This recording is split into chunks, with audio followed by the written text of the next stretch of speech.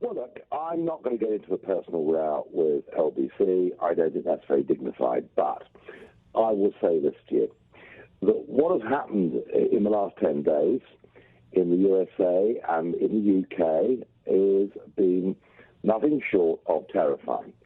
Black Lives Matters, those three words, on their own, there's nothing wrong with it. You know, of course, Black Lives Matters. I mean, lots of lives matter, but, you know, the concept is fine. The problem is the organization. Yes. And the organization itself, you know, deeply funded, as we've known for years, with Soros money, lots of Soros money. The organization itself is deeply Marxist in philosophy.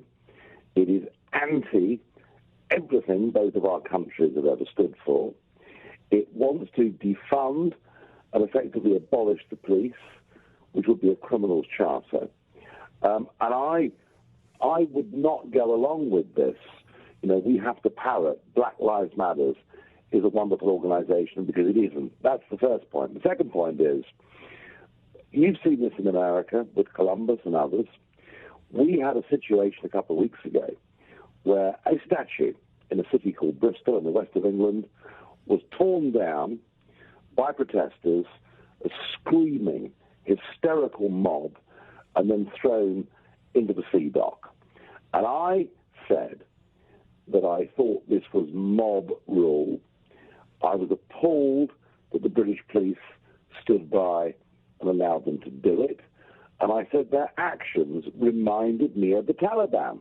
Which is exactly what the Taliban did. They took down and destroyed heritage items, statues in Afghanistan.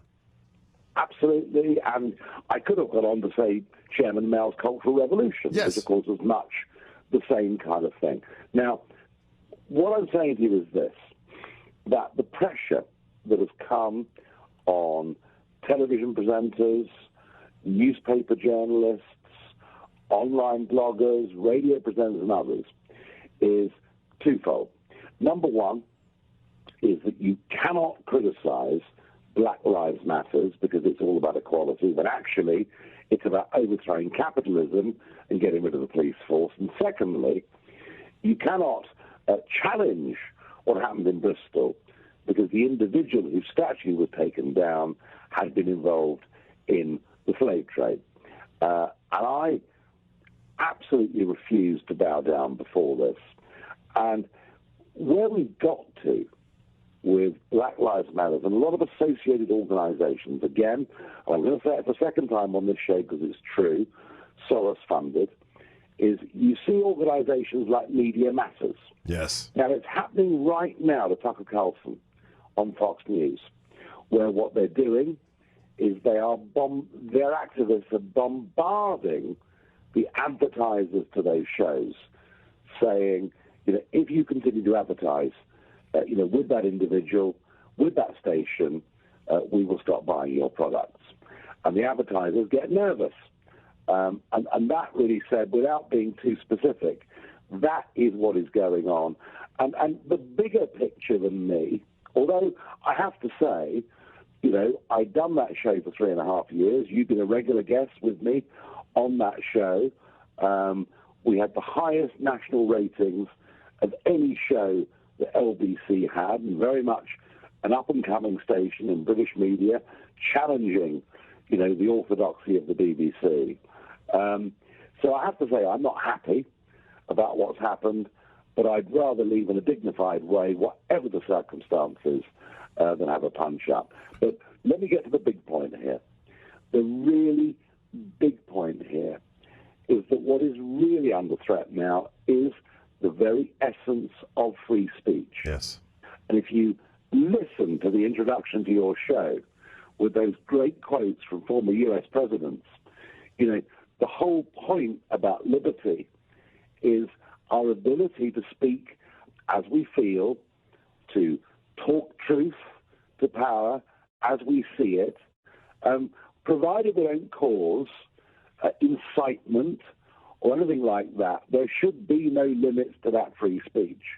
And we're now seeing globally media organizations virtually bowing down before this Marxist organisation called Black Lives Matter. And that is a very deeply disturbing thing, sir. We're talking to Nigel Farage, a great friend of the president of this country and of those who fight for their independence, like the UK leader of the Brexit Party. Follow him right now, Nigel_Farage. Check out his incredible videos on YouTube.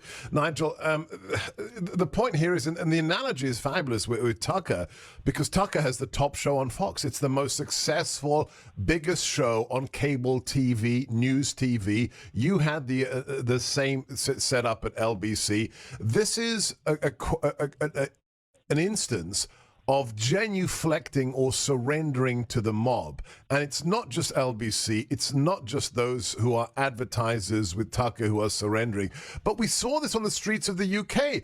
Either the police are getting beaten up or they're doing nothing. So where does this end? We want to know, as supporters, as friends of the Brexit movement that you championed, what is the next phase? We're reading things about the re-energizing of the Brexit Party. What is Nigel Farage going to do next?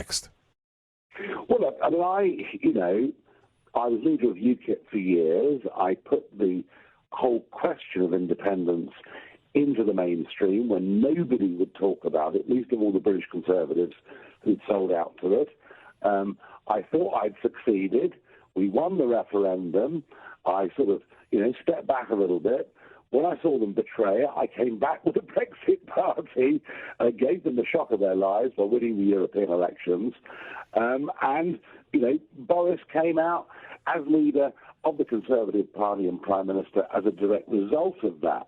On the Brexit issue, we have had some good news today, at least on that, and that is that our transition period, the sort of tidying up bit after we've left, it has been confirmed that it will not be extended beyond the 31st of December.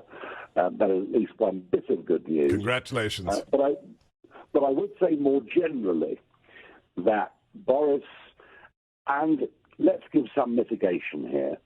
I mean, the guy was close to death 2 months ago, so he's been through a very, very bad time. Yeah.